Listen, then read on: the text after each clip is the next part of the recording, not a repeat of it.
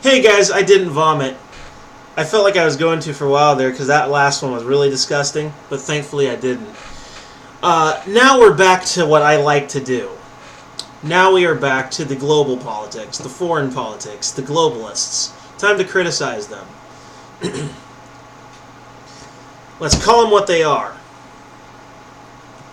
So, here we are from Reuters, and this is Turkey's actions in Syria must be measured, NATO chief. This is from Rome, and this is a relatively short article. Turkey's military operation in northeastern Syria must be restrained. NATO Security General Jens Stoltenberg said on Wednesday, adding that it was important not to destabilize the region any further. Oh, you mean like what America does literally every time we go there? The whole instability of the Middle East is technically our fault for even being there half the time. It's like time travel, alright? The minute you even go to the past, you are going to change everything simply by your presence. Because everything affects everything. The entire universe is a giant, endless continuum of infinite number of causes and effects, going ad infinitum into oblivion. Simply being here changes things. The key is to try and change the things you can help and learn to live with the things you can't. The Middle East is what it is today because of America and because of the UN. Anyway, Stoltenberg told reporters that Turkey had legitimate security concerns and had informed NATO about its attack against Kurdish fighters in Syria. I count on Turkey to act with restraint and ensure that any action it may take in northern Syria is proportionate and measured, he said after meeting Italian Prime Minister Giuseppe Conte. It is important to avoid actions that may further destabilize the region, escalate tensions, and cause more human suffering. I agree! As with all politicians, while they may say something sane and respectable, don't expect that statement to have any staying power. They're going to go back on it. They're going to flip-flop. They're politicians. It's what they do. This story corrects to make clear Turkey has not told NATO it will be measured and proportionate, but rather this is NATO's demand. Of course, says the article. There. That was the end of the article. But it is not the end of the video. Oh no. So to pad this out, I will of course finish with a little extra commentary and then move on to the final article of the day. But yeah, what will happen if we just pull out? Of course, they're going to continue fighting. Our Kurdish allies are going to suffer. But you know what? What does any of that honestly have to do with us? Sure, we caused it. We were responsible for it. But think about this: if we hold the government accountable and force them to remain until the issue is resolved, that's going to give them license to start something else. The sooner we pull out, the better, because in the case of this government, based on its history, if it's not held to its word or held accountable, it's just going to do whatever the fuck it wants. You try and leave them over there in the Middle East until they clean up their mess, and they're just going to make another one. It's like we're dealing with a toddler. And keep in mind, I know this because I've been a very active uncle in the past, and my my brother's kids, when they were younger, just know. You make them clean up, and they go and they make another one. That's how it always was. The government is very much like a toddler in that aspect. It's horrible to think that you have to leave the Middle Easterners and the Arabs to clean it up themselves, but that's probably the best case scenario. We are not Turks, we are not Kurds, it's none of our business. We should never have been there in the first place. Like, if I were president, my intention would be to withdraw. No question, no way to talk me out of it. I don't care what's going to happen. Because, you know what? Our president is going to make things worse. Once we clean up our mess, we're just going to make another one because of the military-industrial complex. Because the Middle East is such a violent part of the world, it's very, very easy to make a literal financial killing off the endless struggle over there. We just can't be trusted with that. We just can't. Plain and simple. I don't care what's going to happen. It's not worth it. We're not going to fix it. We're not going to make things better.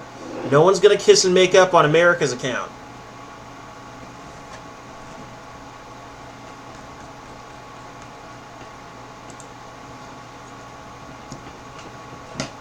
Now, moving on, we are on the final article for today, also from Reuters, and it says, EU tells Britain, make more concessions if you want a Brexit deal.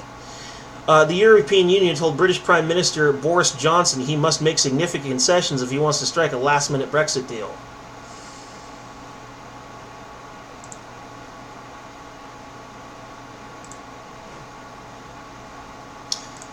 Yeah, they want more concessions, huh?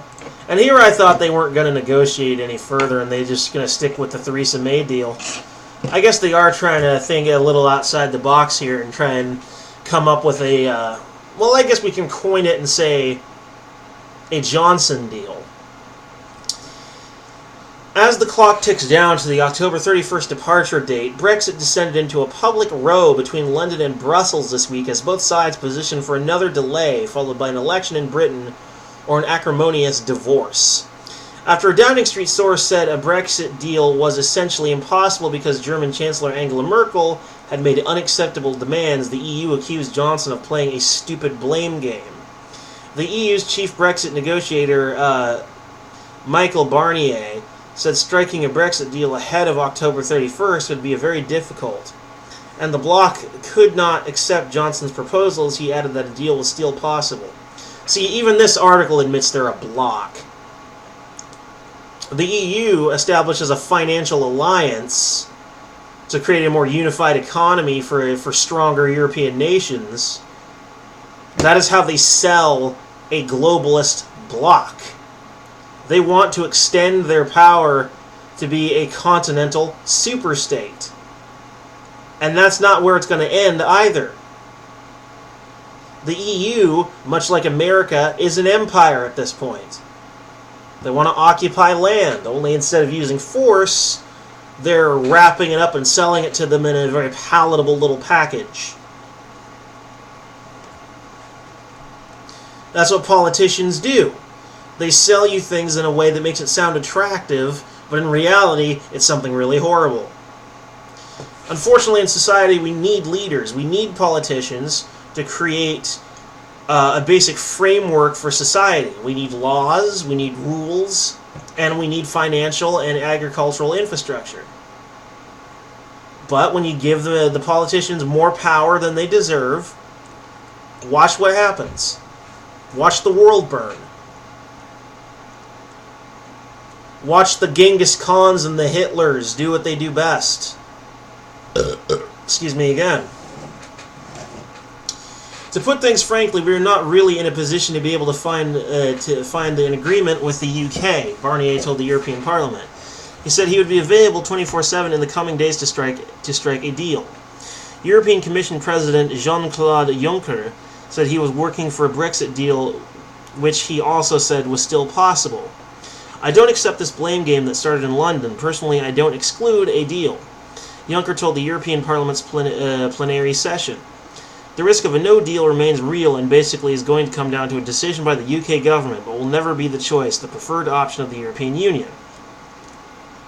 The European Union's two most powerful leaders, Germany's Merkel and France's Emmanuel Macron, will meet at the Elysee Palace this Sunday ahead of October 17th through 18th. EU Summit Macron's office said, I'm still cautiously optimistic, Johnson said. Yes, because Britain is tired of being part of the EU. Gee, it's a familiar concept, isn't it? Wanting to achieve freedom and break free from an overbearing and downright capricious foreign power trying to control you from behind the scenes. Gee, sounds really familiar. Oh, right. Philosophically, as Americans, we have to support Britain on this. Technically, we also philosophically should support places like Taiwan and even Catalonia, Spain, because they're doing exactly what the founding fathers did here. They're doing what our forebears did. They're breaking away from a capricious, overbearing foreign power.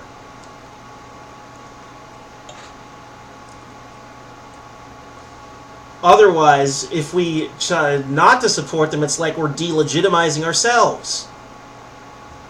We must be consistent here. We must be. Anyway, EU diplomats, though, are skeptical about the chances of a deal. Most expect Johnson to be forced to accept a delay to Brexit, a step that could ultimately lead to either a disorderly exit or the reversal of the entire Brexit endeavour. There will be no rabbit out of the hat solution, one EU officer told Reuters. There will be more talks and more political contacts, but for the time being there is no breakthrough to be reported. Johnson has repeatedly cast the EU summit next week as the last chance for the EU to strike a deal or face the disruption of a no-deal Brexit that would divide the West, threaten the unity of the United Kingdom, and royal financial markets. A week ago, he proposed a possible solution to ensure the border between the British-ruled province of Northern Ireland and EU member Ireland does not become a backdoor into the EU's single market and customs union. Short of a last-minute breakthrough, Johnson will have to decide whether to accept another delay or go for a no-deal Brexit and get around a law demanding he extend. In the fevered atmosphere surrounding Brexit, where newspaper reports and country tweets can send sterling into gyrations, EU officials denied a report in the Times that the bloc was preparing a major concession to Britain to secure a deal. Unfortunately, no new bold offer is coming from the EU side at this stage, an EU official said.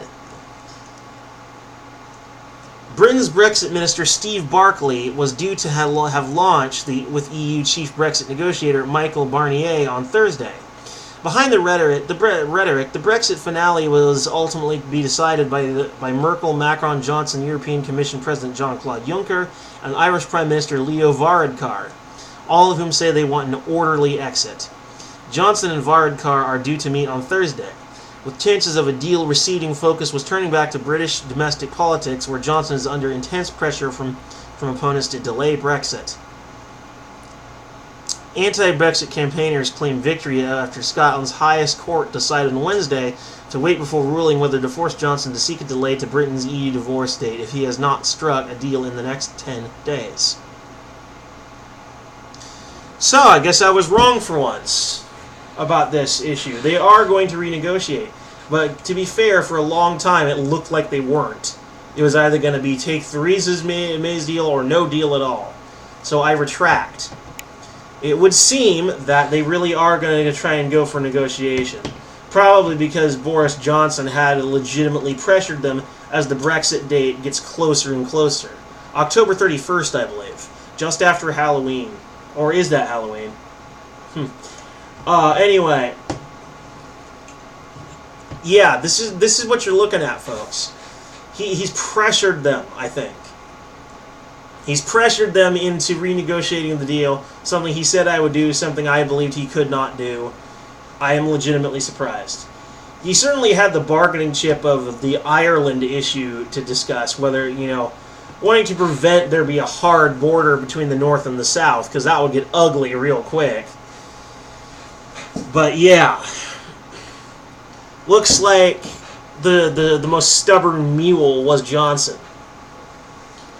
And with that being said, didn't sleep well last night. Oh my God. Excuse me. With that being said,